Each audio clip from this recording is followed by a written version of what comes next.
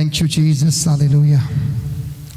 एक बार फिर से आप सबों को प्रभु यीशु मसीह के नाम से जय मसीह की ग्रहण हो। ऑनलाइन व्यूवर्स को भी प्रेज द लॉर्ड, जय मसीह की, और प्रभु यीशु को धन्यवाद और स्वागत है आप सबका परमेश्वर की पवित्र और सामर्थ्य हजूरी में। हमने आज परमेश्वर के वचन को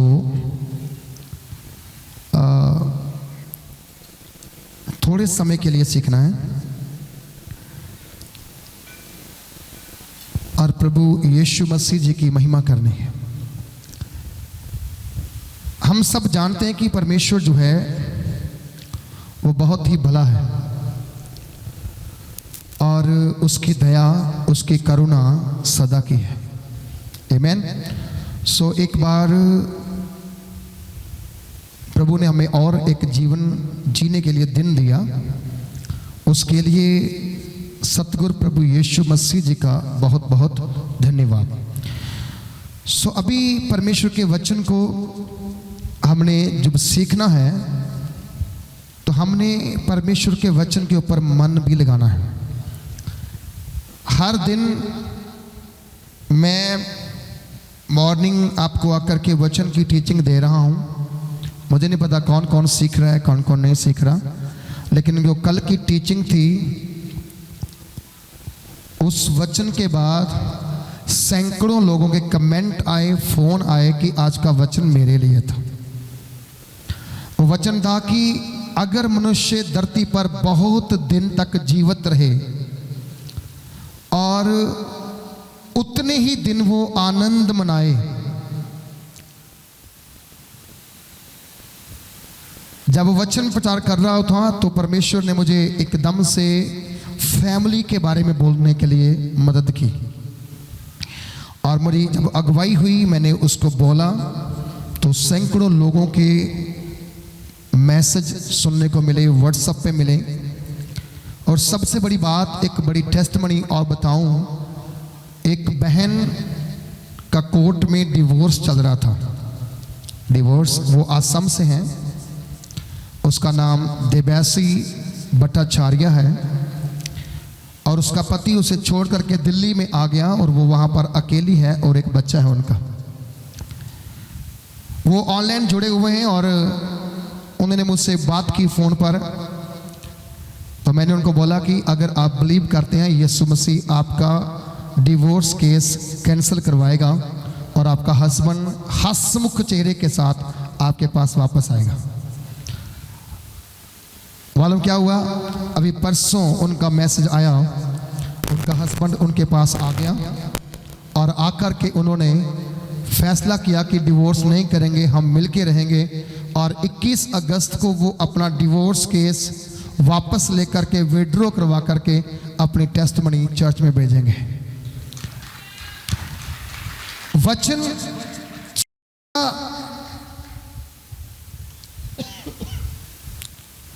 फायदा तब ही है यदि आपने उस वचन के ऊपर मन लगाना है।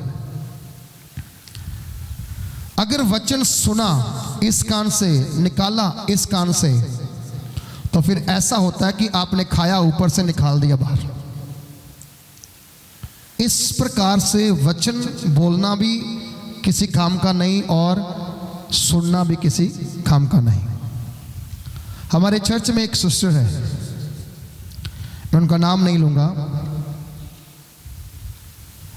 हम दोनों ने काफी समय से उनको सर्च किया, उनकी लाइफ के ऊपर सर्च किया। लगभग 1 साल हो गया हमें उनको देखते देखते देखते देखते देखते देखते। उनका बहुत बड़ा नुकसान हुआ, बहुत बड़ा, ऐसा नुकसान कि कोई भर ही नहीं सकता सिवाय परमेश्वर के। कोई मनुष्य में ताकत ही नहीं कि उनकी खोई हुई चीज उनको वापस लौटा दे। और जिनके कारण नुकसान हुआ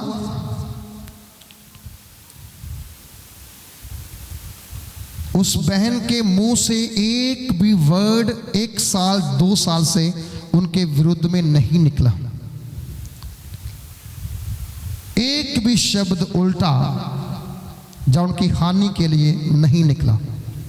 हमने कई बार उनको उन बात में डाल करके परखने की कोशिश की, पर एक बार भी उन्होंने नहीं बोला कि उन्होंने मेरे साथ कुछ बुरा किया। वो यही बोलते हैं, परमेश्वर उनको आशीष दे। ऐसा स्वभाव पूरी चर्च के अंदर किसी और के अंदर नहीं है, सिर्फ एक जहां बहन है वो। समझ लो घर ही खत्म कर दिया किसी ने उनका, और फिर भी उनके मुंह में एक ही वर्ड है, प्रभु उनको क्या दे। बोलो क्या दे।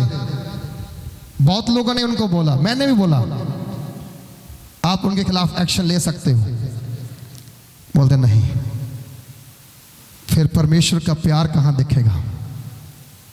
उनके हस्बैंड ने बोला परमेश्वर का प्यार कहां दिखेगा। मैं आज आपको बताऊं, वचन सुनना काफी नहीं है, वचन पर रहना, बने रहना बहुत बड़ी बात है।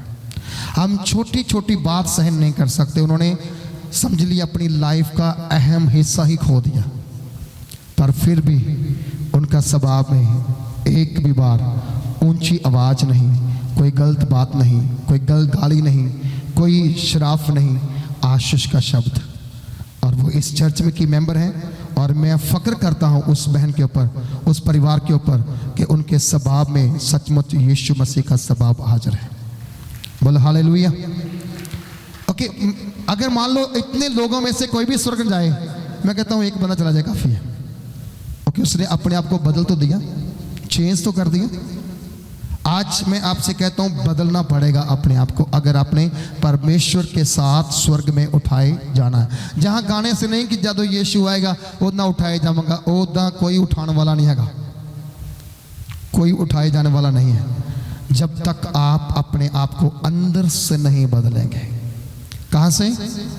सब बोलो कहां से, सारे बोलो कहां से। कहां से बदलना आपने? अंदर से बदलना, बाहर से नहीं बदलना। बाहर से प्रभु यीशु प्रभु यीशु प्रभु यीशु, सुबह भी प्रभु प्रभु, शाम को प्रभु प्रभु, रात को प्रभु प्रभु प्रभु प्रभु प्रभु करते जाओ। उस प्रभु का कोई फायदा है? प्रभु कहता है तुम अपने यहोवा परमेश्वर का नाम व्यर्थ मत लेना। क्या ना करना? बोलो व्यर्थ मत लेना, क्योंकि अगर तू उसका नाम व्यर्थ लेगा, कोई ब्लेसिंग नहीं है, कोई आशीष नहीं है। अगर आपने नाम प्रभु का लेना है तो सही तरीके से लेना। मैं ऐसे लोगों को भी जानता हूं जो प्रार्थना बिल्कुल जीरो करते हैं, लेकिन उनके लाइफ के अंदर परमेश्वर का भय 100% है, 100% वो प्रभु का भय मानते हैं। हालेलुया। आप कई बार आप अपने अपने जीवन के ऊपर ध्यान मार के देखना कि क्या सचमुच मेरे अंदर वो स्वभाव है, जो स्वभाव प्रभु यीशु मसीह का है, जो स्वभाव पवित्र आत्मा का है, जो स्वभाव परमेश्वर का है। अगर वो स्वभाव आपके अंदर आएगा और आप सही तरीके से प्रार्थना, चाहे जीरो करो, चाहे 10 मिनट की प्रार्थना करो, चाहे 5 मिनट ही करो, मैं कहता हूं आप 100% प्रतिफल लाएंगे यदि आपके अंदर स्वभाव परमेश्वर के पुत्र प्रभु यीशु मसीह का होगा। आमीन। स्वभाव को चेंज करना होगा, अपने आप को चेंज करना होगा। मुझे जहां तक पता है कि दाऊद एक बात लिखता है, परमेश्वर की व्यवस्था में आशा के बारे में बोलता है। परमेश्वर की व्यवस्था, कानून के अंदर क्या है? हमारी आशा छिपी हुई है। बोलो क्या छिपी हुई है? आशा छिपी हुई है। आपकी आशा किसी मनुष्य के ऊपर हो सकती है कि वो बंदा मुझे हेल्प कर सकता है, मैं उसके पास जाऊंगा, मुझे हेल्प कर सकता है। हो सकता है आपको हां करके थोड़े दिन के बाद आपको इनकार भी कर दे, या आपकी आवश्यकता पूरी करने के बाद आपसे मांग भी ले। लेकिन यदि आप परमेश्वर की आज्ञा में रहेंगे, जो आशा उसमें है जब वो पूरी करेगा, फिर मैं आपसे कहता हूं वो कभी आपसे वापस नहीं मांगेगा। आमीन। निकालिए मेरे साथ वचन को, भजन संगीता की पुस्तक उसका 119 अध्याय उसकी 49 और 50 आयत। The book of Psalms chapter 119 verse 49 50। जबूरा दी पोथी 119 अध्याय 49 ते 50 आयत पढ़ेंगे मिलकर। मैं आपके लिए पढ़ूंगा। कहते हैं, जो वचन तूने अपने दास को दिया है उससे स्मरण कर। जो वचन तूने अपने दास को दिया है उसे स्मरण कर, क्योंकि तूने मुझे आशा दी है। आमीन। क्या दी तूने मुझे दिया है? आशा दी है। कौन सा वचन? जो वचन परमेश्वर ने दिया है मुझे और आपको, उस वचन में क्या है? दाऊद कहता है कि इसे याद भी करना, इसे स्मरण भी करना, क्योंकि तूने अपने दास को, अपने बच्चे को क्या दी है? आशा दी है। सब बोलो, क्या दी है? आशा दी है। और बाइबल कहती है, जब हम रोमियो की पत्री 5 अध्याय की पढ़ते हैं, वहां लिखा गया है, आशा कभी शर्मिंदा नहीं करती है। आशा कभी शर्मिंदा, हाँ, किस पर आशा? जो आशा परमेश्वर के ऊपर है, जो आशा परमेश्वर ने दी है हमारे जीवन के अंदर, जो होप उसने पैदा किया है, वो कभी कलीसिया को, विश्वासी को शर्मिंदा नहीं करने देता है।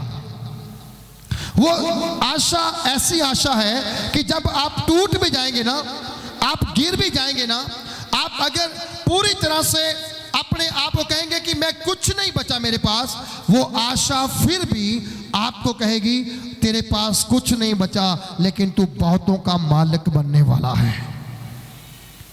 हालेलुया। तेरे पास कुछ नहीं बचा, पर तू फिर भी क्या? बहुतों का मालिक बनने वाला है। दाऊद ने एक बात कही, बोला परमेश्वर देने वाला था, परमेश्वर ले गया, उसका नाम क्या है? मुबारक है। और जब परमेश्वर को उसने ये बात बोली तो अय्यूब के मन में क्या था? एक विश्वास था, एक आशा थी कि जब परमेश्वर मेरी ओर फिरेगा तब मेरी आशा फिर ना टूटेगी। आमीन। जब परमेश्वर मेरी ओर फिरेगा मेरी आशा कभी ना टूटेगी। और उसे मालूम था दुख आए हैं, मृत्यु भी आई है, शोक भी आया है, और सारे हालात मेरे विपरीत हैं, पर मैं जानता हूं कि मेरा परमेश्वर जो है मेरी ओर फिरेगा और मेरी आशा जीवित है। मैं सब कुछ खोने के बाद फिर से प्राप्त कर लूंगा, सब कुछ खोने के बाद फिर से प्राप्त कर लूंगा। मैं आज आपसे कहता हूं, मेरा परमेश्वर, मेरा खुदावंद, राजाओं का राजा, प्रभुओं का प्रभु यीशु मसीह क्या कह रहा है कि हमारे जीवन के अंदर, हमारी जिंदगी के अंदर कुछ ऐसी चीजें हैं जो हमें निकालनी है, अपनी लाइफ से बाहर निकालनी है, अपनी जिंदगी से बाहर निकालनी है, अपनी फैमिली से बाहर निकालनी है। और आप जिस दिन उनको निकालेंगे, मैं आपको भरोसा दिला रहा हूं, फिर खुदाबंद अपने वचन को आपके जीवन के अंदर पूरा करेगा। हालेलुया। फिर वचन खुदाबंद आपकी लाइफ क्या करेगा? पूरा करेगा। और जहां लिखा गया है कि अपने तू वचन, जो वचन तूने अपने दास को दिया है उसे स्मरण कर, क्योंकि तूने मुझे आशा दी है, मेरे दुख में मुझे शांति उसी से हुई है। आमीन। वचन क्या देता है? दुख में शांति। बोलो क्या करता है? बोलो क्या करता है जी? दुख में, सब बोलो, दुख में क्या देता है? क्या? बोलो क्या? वचन। सब बोलो क्या? ऊंची बात से बोलो क्या? वचन। मालूम क्यों? क्योंकि वचन में इतनी ताकत है कि दुख आपके घर में है, समस्या आपके घर में है, प्रॉब्लम आपके घर में है, लेकिन फिर भी कह रहा है कि मैं तुम्हें शांति दूंगा। बोलो क्या करूंगा तुम्हें? कौन कहता है? प्रभु यीशु मसीह। और प्रभु यीशु मसीह क्या है? वचन। कहां पे?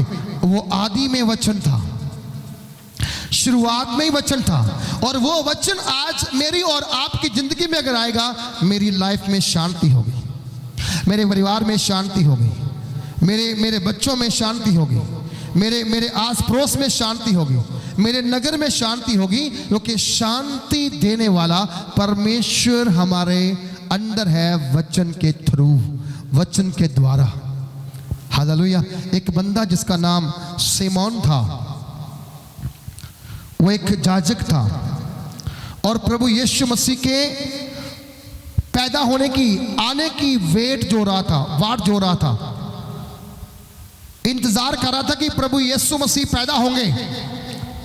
और वो उड़ीक करता करता बूढ़ा हो गया जब यीशु पैदा हुआ और उसे पहली बार मंदिर में लाया गया और उसके हाथों में दिया गया। और जब प्रभु यीशु मसीह उसके हाथ में आया तो मालूम इसने क्या बोला? इसने कहा, हे प्रभु, अब अपने दास को शांति के साथ विदा कर, क्योंकि मेरी आंखों ने तेरी मुक्ति को देख लिया है। हालेलुया। क्या किया मेरी आंखों ने? कार को देख लिया, सोने को देख लिया, पैसे को देख लिया, बड़े बंगले को देख लिया, जहाज को देख लिया, कार को देख लिया। किसको देख लिया? तेरी मुक्ति को देख लिया। बोलो क्या देखना है हमारी आंखों ने? बोलो क्या देखा जाएगा हमारी आंखें? धन दौलत नहीं, ऐशो आराम नहीं, वो चीजें नहीं जो नाशवान है, वो चीजें नहीं जो कभी भी खत्म हो सकती हैं, वो चीजें नहीं जो आपको भी नाश कर सकती हैं, परंतु वो चीजें जो आपको मुक्ति दिखाए, आपकी आंखें वो देखनी चाहिए। और वो है प्रभु का वचन। जब आंखें खोल के आप इसे पढ़ते हो, वो आपके अंदर घर करता है। आमीन। क्या करता है वो आपके घर में? क्या करता है? अंदर भरा रहता है। अच्छा मुझे बताओ, जिस घर के अंदर पूरा राशन हो, महीने भर का राशन हो, किसी चीज की कमी ना हो, आटे का डिब्बा बड़ा हो, चावल का बड़ा हो, दाल का, घी का, हर चीज का पूरा हो, क्या कभी उस घर में झगड़ा हो सकता है? लड़ाई किस बात को होती है? जहां पर अनाज की कमी होती है। पति काम पे गया, शाम को जेबी लेके आना, सुबह भी जेबी लेके आना।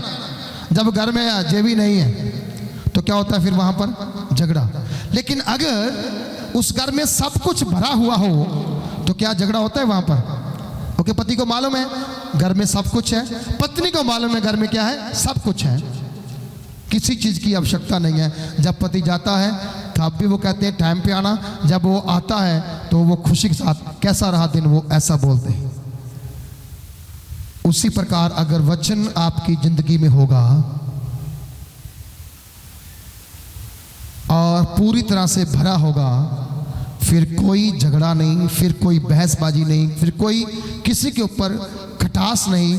आप अपने अंदर की शांति को अपने घर में फैलाना शुरू कर देंगे। क्या करें? घर में क्या करेंगे? फैलाना शुरू कर देंगे। घर में स्प्रे करते हैं ना हम लोग, रूम स्प्रे करते हैं। क्यों करते हैं? घर में खुशबू आए। क्या करते हैं हम लोग घर के अंदर? उसमें क्या आती है? खुशबू आती है।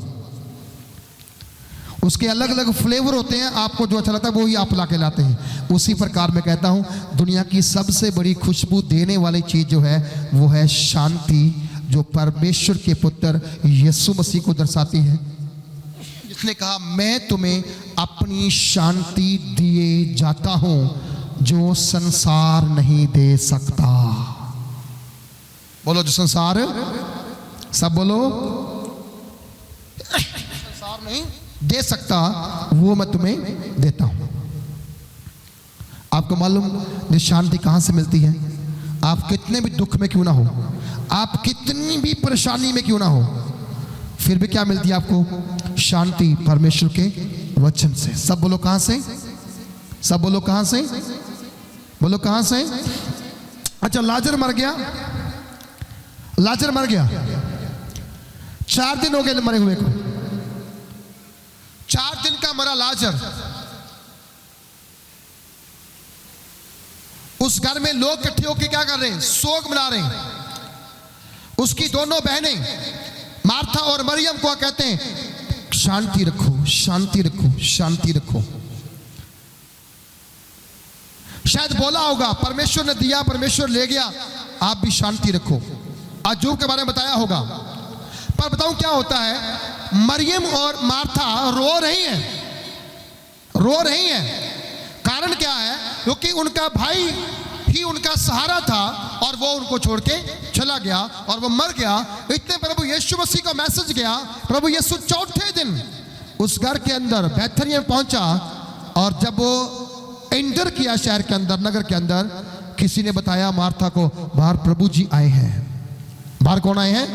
प्रभु जी आए हैं। मार्था उठी, दबे दबे पांव वो उसके पास गई और जाकर कहने लगी, प्रभु जी अगर आप जहां होते तो मेरा भाई कभी, बोलो मेरा भाई कभी, बोलो मेरा भाई कभी नहीं मरता, मेरा भाई कभी नहीं मरता। और प्रभु यीशु ने क्या कहा उसे? तो विश्वास कर परमेश्वर की महिमा को, बोलो तो विश्वास कर परमेश्वर की महिमा को देखेगी। उसने कहा हाँ गुरुजी मैं विश्वास करती हूं। और उसके बाद उसने अपनी बहन को भेजा, मरियम को भेजा। मार्था और मरियम में दो अंतर थे। मार्था सिर्फ टेंशन लेने वाली थी, मरियम टेंशन नहीं, परमेश्वर के वचन पर चलने वाली थी। इसीलिए मरियम के कुख से प्रभु यीशु पैदा होया। जे वो मरियम नहीं थी जिसकी कुख से यीशु पैदा हुआ, जे अनदर मरियम थी। बाइबल के अंदर मरियम बहुत है, पुराने नियम के अंदर भी मरियम है और नए नियम के अंदर भी मरियम है, लेकिन वो एक ही मरियम थी जिसने शांति के पुत्र यीशु मसीह को जन्म दिया। आमीन। और जे जो मरियम का स्वभाव कुछ डिफरेंट था, जे भी उठी और जाके गुरु जी को बोलती है, प्रभु जी अगर तू जहां होता मेरा भाई। प्रभु ने कहा तू विश्वास कर, तू विश्वास कर, तेरा भाई आज भी जीवित होगा, तू परमेश्वर की महिमा को देखेगा। उसने कहा हाँ मैं विश्वास करती हूं कि जब तू क्यामत में आएगा, क्यामत के दिन मेरा भाई क्या होगा?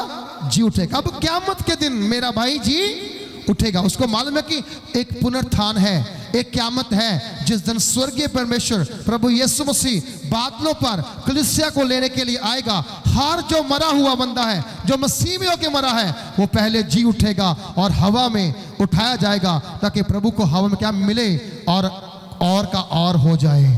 प्रभु ने कहा नहीं, जीवन और पुनरुत्थान मैं ही हूं, तेरा भाई आज ही जीवित होगा, तेरा भाई आज ही जीवित होगा अगर तू विश्वास करेगी तो।